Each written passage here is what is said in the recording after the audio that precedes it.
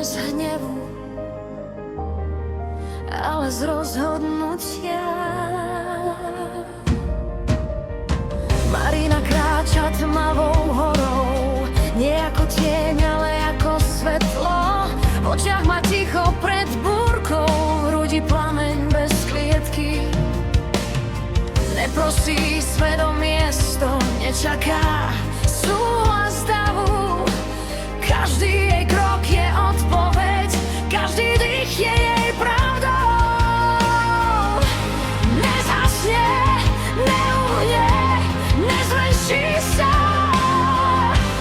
aby bola prijatá. Oheň Mariny horí, nie pre boj, ale pre silu.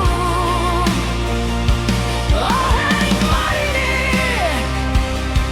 rastie, nie pre hnev, ale pre pravdu.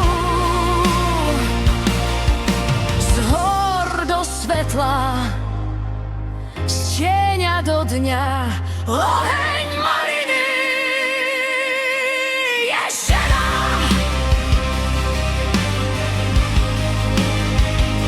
Je žena.